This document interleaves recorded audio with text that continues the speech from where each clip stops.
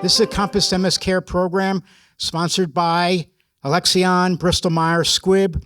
We have EMD Serono, Sandoz, TG Therapeutics, and Viatris. We want to thank them. Can everybody give them a round of applause, please? Thank you. So, my name is Stuart. I'm with MS Views and News. I'm the president and the founder of this organization. I too have multiple sclerosis. That's a long, entirely different story. Next, we are going to have a video from the president of the National MS Society's Upper Midwest chapter. She could not be with us today, so she asked that she made a video, and we're going to play this video so that way you could see what she would like to speak about. Of course, we cannot take any questions for this, so we just ask you to stick around, okay? Thank you. Hello, my name is Kathleen O'Donnell. I am the president of the Upper Midwest chapter of the National MS Society. Our Upper Midwest chapter includes Minnesota, Iowa, North Dakota, and South Dakota. I am one of 31 chapter presidents across the country, and we're all charged with the important work of community building. I'm grateful to MS Views and News to have the chance to visit with you this morning. I'm sorry that I cannot be there in person. I do hope you've had the chance to meet with one of our leadership volunteers, John England, at the table. John is the chair of our Black Hills Community Council. John and I work closely together to ensure that people in the region feel connected to their National MS Society and have opportunities to learn more and get involved. I imagine that all of you here are familiar with multiple sclerosis, but sometimes it's helpful to get a brief overview. I think it will make the information that I have to share about pathways to cures more relevant. Plus, it's sometimes helpful to have your own elevator speech to be able to share with others of what MS is in order to spread awareness. MS is an immune system mediated disease in which cells from the immune system attack nerve cells in the brain and spinal cord, making them unable to communicate. This occurs by both damage to the myelin surrounding the nerve and the nerve itself. Thanks to research, we know that MS is believed to result from an abnormal immunologic response to an infectious agent and/or unknown environmental factors in people who have a genetic predisposition. There are 4 basic disease courses that have been identified: clinically isolated syndrome, relapsing remitting MS, secondary progressive MS, and primary progressive MS. Most people are diagnosed in the prime of life, between ages 20 to 50, which presents challenges in and of itself.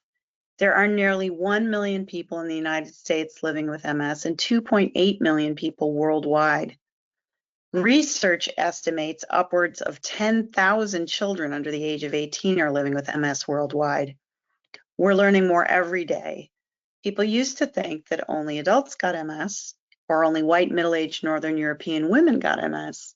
Now we know that is not the case and are dedicated to correcting misconceptions and breaking down the barriers that contribute to them. The progress, severity, and specific symptoms of MS in any one person cannot yet be predicted. Symptoms of MS vary from person to person and can range from numbness to tingling to walking difficulties, fatigue, dizziness, pain, depression, blindness, and paralysis. Many of these symptoms are invisible. A person could be living with MS and dealing with these effects on their body without anyone else even knowing, another element of what can make life with MS so challenging. I think that's why being able to talk about it is sometimes tricky. The mission of the National MS Society is to cure this disease while making sure every person with MS has what they need to live their best lives today. These are our impact areas in our current strategic plan, ways we bring to life our mission. Today, I'm going to share a bit about our services, then take a deep dive into our international research work, then provide you with a glimpse into ways you can deepen your relationship with the society. I like to think of how we support people as having 3 pillars. Information. One example is our website, on which information about all things MS is right at your fingertips. NationalMSSociety.org is the world's largest leading source of information about MS. I encourage you to visit our website to learn more about MS, whether or not you live with MS. We have the latest information about MS that you can read, listen to, or watch when it works for you. You can learn about the topics that are on your mind right now and perhaps be led to explore things you have not thought of before. You can get the information you need in the way you want it when you want it. No one should face MS alone. We help connect you with people who understand what you're going through. We connect you with others with shared experiences, either one-on-one or in a group, in person or online. The National MS Society is a powerful network of people who understand what you're experiencing. Live and on-demand educational programs connect you to people who get it and topics you care about. For example, we have a program called Navigating Your MS Journey for people recently diagnosed to help break down the overwhelm and provide connections to other people on a similar point in their journey. MS can feel isolating, but you are not alone. We can help you join a powerful community of people who can help you live the life you want beyond MS. For support, we know that MS can cause big, complex problems. We're here to help you find solutions so you can move forward. Managing MS can feel like a full-time job. We're here to make it easier. Reach out for support and advice to overcome the challenges that are getting in your way. One-on-one support from our MS navigators is available when you need it throughout your MS journey, or if you're someone who cares for or loves someone who lives with MS. The National MS Society is in your corner. We're here to help through the challenging moments that come with MS. We're the largest provider of MS resources and support. We're here to get you what you need to move life forward. That's just what we do. And we do research, lots of it. Over the last 75 years, we have fundamentally reshaped life with MS. Today, we have quicker diagnoses, many treatments to slow progression, and we expand awareness and understanding of the disease while connecting people to a passionate and supportive community. The MS Society has been the driving force in this progress. We have achieved more advances than the world has seen for any other neurological condition. At this point, we've never been closer to preventing MS and from reversing the course of the disease.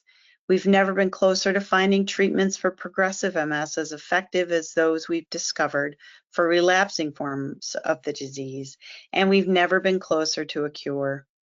We added the word cure to our mission statement only in 2020. Nonprofits just don't up and change their mission statement haphazardly, but we believe that we will cure MS.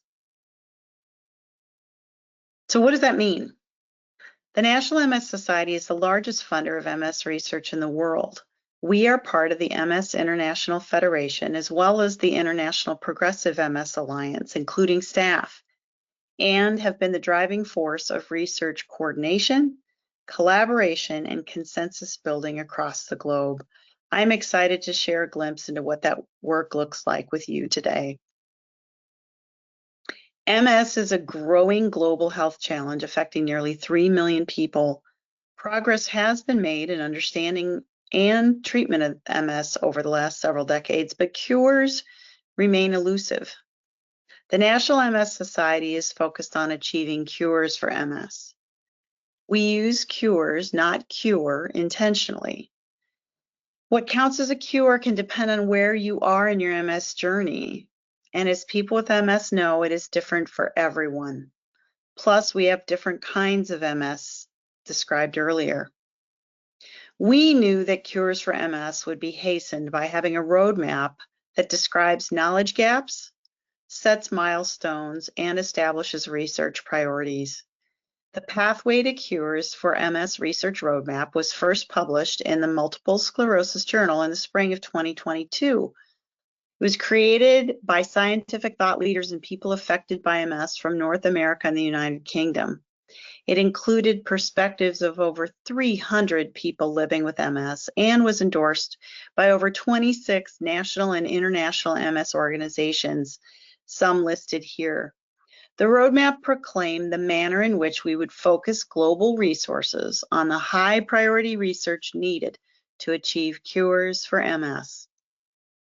A year later, MS organizations from around the globe came together again here in the United States to commit to a global research strategy to accelerate cures for MS, guided by the Pathways to Cures roadmap.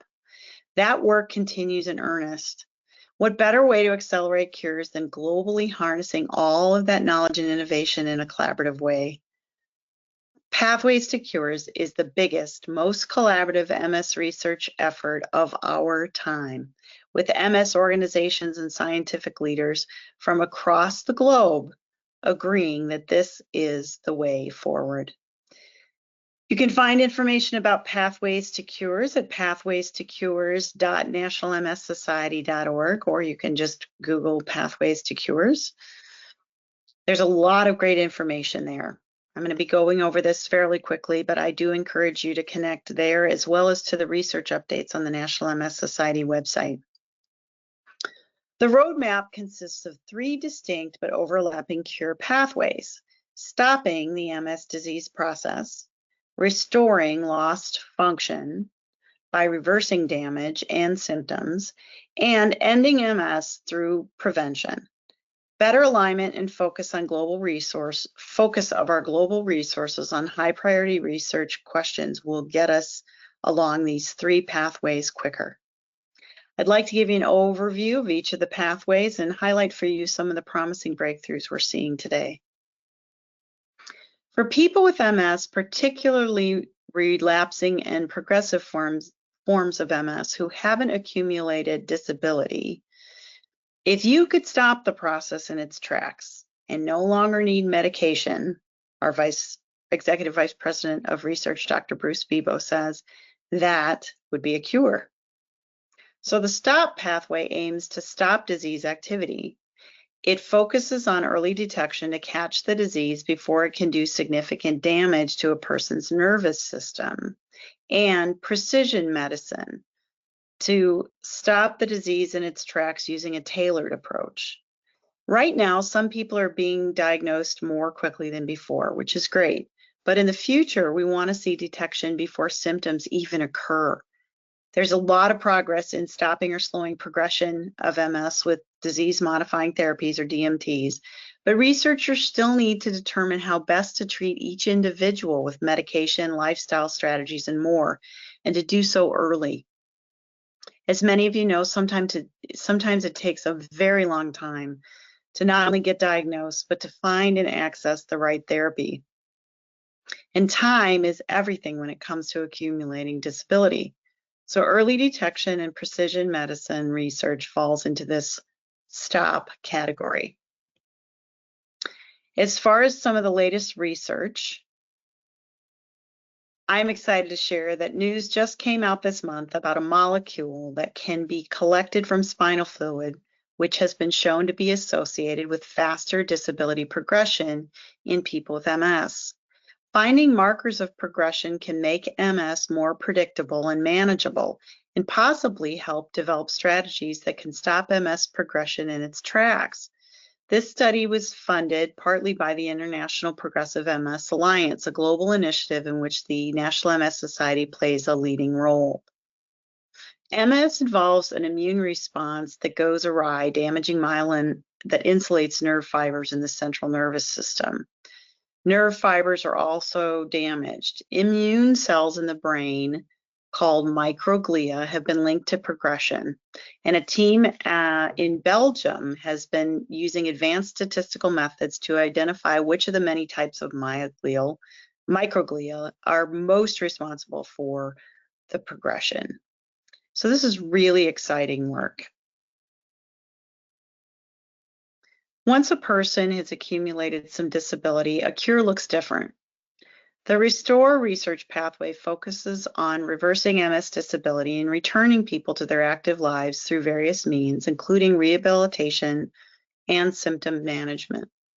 But RESTORE also focuses on regeneration of the nervous system, especially myelin, the nerve fiber that's attacked by an immune system thrown out of whack by this immune-mediated disease. Recently, a large international clinical trial found evidence that cognition can be improved in people living with progressive MS through aerobic exercise, computer-based cognitive rehabilitation, or both. Another team of researchers using novel imaging to examine a major nerve center in the brain found evidence of myelin repair after treatment with the oral antihistamine clemastine, which is maintained even after treatment stopped. In May, another trial was announced with investigators who are recruiting people with relapsing remitting multiple sclerosis for a study adding a potential myelin repair therapy to disease-modifying therapies. To accelerate this pathway, the Society launched 14 new research projects, including 5 new grants stemming from a targeted initiative focusing on restoring function for people with MS. Studies like these have produced results that point to improved cognition and physical function. So what does it mean to end MS?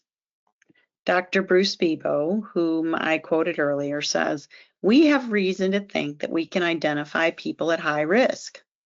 He points to similar tests that are either available or undergoing late-stage trials for other related diseases like type 1 diabetes or rheumatoid arthritis. 4 new biomarkers were identified this past year. The end pathway is working toward a future where no one ever hears a doctor say you have MS. Think about that for a minute. Being able to identify biomarkers that would tell you you are at risk for MS. Now, with what we know and are learning in more detail about the connection between Epstein-Barr virus, there's thought that if we could vaccinate babies or children and protect them against EBV infection, then we might be able to prevent MS in the future, although more research is needed to prove this. Scientists are working to develop these vaccines. To help understand that just a little bit, Dr. Bebo points out that while EBV appears to be a major factor in developing MS, other risk factors are also involved. It's likely that EBV is one part of a sequence of events that needs to happen. So he shows it this way. If you picture the development of MS as a series of dominoes, if you remove just one, then the rest of the dominoes won't fall. So if EBV infection is a critical step in the sequence, then maybe removing this key domino will prevent MS. But we know more and are doing more in this area. Another bit of research in this area, there are results across multiple studies which strongly support a link between gut bacteria and MS, and its risk, its course, and its treatment. The International MS Microbiome Study continues this line of research for clues to what causes MS and how to prevent or treat it. That's a really exciting example to me of work in this pathway. A team of MS researchers recently published an update on the prevalence of MS in the United States, confirming that anyone can develop MS, regardless of age, race, ethnicity, or gender. This also expands our vista into being more attentive to all populations when it comes to diagnosing and intervening early, and when we explore the risks of developing MS.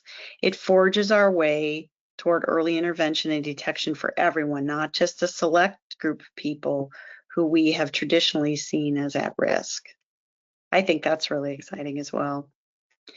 Exciting stuff's happening. Here's just a glimpse. Together with our partners, we're funding in the STOP pathway 129 active grants totaling over $67 million. The RESTORE pathway, 87 active grants totaling over $43 million. And the END pathway, 24 active grants totaling over $10 million.